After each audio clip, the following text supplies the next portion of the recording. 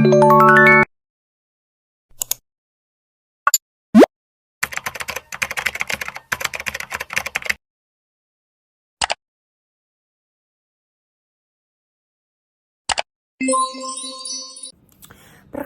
nama saya Azlia Nastin dengan NPM 22060566690. Oke, saya di sini akan menjawab 3 pertanyaan.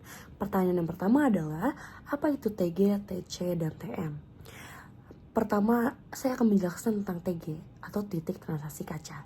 Merupakan suhu di mana polimer berubah dari keadaan kaku menjadi keadaan lembek atau elastis. Nah, pada suhu ini gerakan molekul di dalam polimer cukup untuk menyebabkan perubahan struktur signifikan seperti pergerakan molekul ke dalam posisi yang lebih bebas. Ini biasanya terjadi di bawah suhu kritis tertentu yang disebut TG. Lalu ada TC atau titik cair, di mana titik ini adalah polimer mulai mencair dan berubah menjadi cairan. Ini adalah suhu di mana struktur kristal polimer mulai terurai dan polimer kehilangan kelakuan kristalinnya. Lalu ada titik leleh atau TM yang merupakan suhu di mana polimer sepenuhnya mencair dan berubah menjadi cairan homogen. Nah, pada suhu ini nih, struktur kristal dan amorf polimer benar-benar sudah pecah dan polimer berada dalam keadaan cair. Lalu pertanyaan kedua adalah perbedaan antara termoplastik, elastomer, dan termoset dari segi respon termal. Nah, oke, akan dijelaskan dulu termoplastik. Nah, termoplastik ini biasanya saat dipanaskan, dia itu nantinya akan melunak dan bisa meleleh. Kemudian dapat dibentuk ulang ketika suhunya turun di bawah TM-nya. Ini adalah karena ikatan antar molekul dalam termoplastik tidak permanen, sehingga mereka dapat bergerak relatif bebas ketika dipanaskan. Lalu ada elastomer. Nah, elastomer ini memiliki rentang elastisitas yang kuat, yang berarti ketika mereka dapat merenggang dengan baik ketika ditarik dan kembali ke bentuk asalnya ketika beban dihilangkan.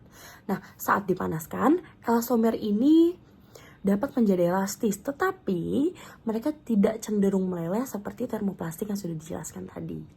Lalu ada termoset. Termoset ini mengalami proses pengerasan permanen saat dipanaskan di atas suhu tertentu, yang disebut suhu pengerasan.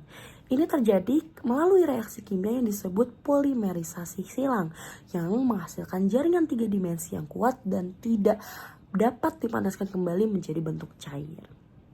Yang ketiga itu ada faktor-faktor yang mempengaruhi sifat termopolimer. Oke, kita akan bahas satu persatu. Yang pertama itu ada berat molekul. Berat molekul polimer mempengaruhi sifat termalnya karena mempengaruhi gerakan molekul dalam bahan. Jadi semakin tinggi berat molekul, akan semakin panjang juga rantai polimernya dan cenderung membutuhkan energi yang lebih besar untuk menggerakkannya. Nah, karena tadi molekul yang lebih besar bergerak lebih lambat, TG-nya cenderung lebih tinggi pada polimer dengan berat molekul yang lebih tinggi tentunya. Nah, di sisi lain, polimer dengan berat molekul rendah mungkin memiliki TG yang lebih rendah karena molekul yang lebih pendek dapat bergerak lebih bebas. Lalu ada Polydispersity Index atau PDI. PDI menggambarkan distribusi berat molekul dalam sampah polimer. Jadi semakin rendah PDI, semakin seragam distribusi berat molekulnya. Polimer dengan PDI rendah cenderung memiliki sifat termal yang lebih konsisten karena semua rantai polimer memiliki ukuran yang serupa, yang menghasilkan karakteristik termal yang lebih seragam. Lalu yang ketiga ada percabangan atau branching. Percabangan dalam struktur polimer dapat mempengaruhi kelakuan dan keelastisan bahan. Pada umumnya, percabangan kecenderungan menurunkan TG karena merusak keteraturan rantai polimer yang memungkinkan gerakan molekul yang lebih bebas pada suhu lebih rendah. Namun, jenis dan jumlah percabangan juga memainkan peran penting. Cabang pendek misalnya, mungkin nggak akan mempunyai efek yang signifikan pada TG, sementara cabang panjang dapat menurunkannya dengan lebih signifikan. Lalu yang keempat itu ada hubungan silang atau cross-linking. Cross-linking adalah proses di mana ikatan kovalen terbentuk antara rantai polimer yang berdekatan, membentuk jaringan 3 dimensi yang kuat. Cross-linking meningkatkan kestabilan termal polimer karena mengunci posisi molekul, sehingga meningkatkan kekakuan dan menaikkan suhu dekomposisi. Polimer yang cross-linkingnya biasanya termoset, yang tidak dapat dilelehkan kembali setelah dipanaskan di atas suhu pengerasan. Lalu ada interaksi antar molekul atau intermolecular interaction. Jenis interaksi antar molekul seperti ikatan hidrogen, gaya van der Waals, atau interaksi hidrofobik mempengaruhi sifat termal polimer. Interaksi antar molekul yang kuat dapat meningkatkan kelakuan molekul dan meningkatkan TG. Sementara interaksi yang lebih lemah mungkin menghasilkan TG yang lebih rendah. Oke, misalnya polimer yang mengandung ikatan hidrogen intra atau intramolekul cenderung memiliki TG yang lebih tinggi karena ikatan ini memerlukan energi yang lebih besar untuk dipatahkan. Dan yang terakhir ada kristalinitas atau crystallinity. Crystallinity mengacu pada proporsi kristal dalam struktur polimer.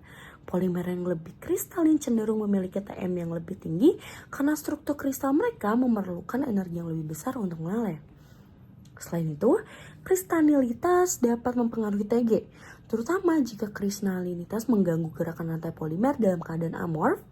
Polimer yang lebih kristalin cenderung memiliki TG yang lebih tinggi karena lebih sulit untuk merusak struktur kristal tersebut.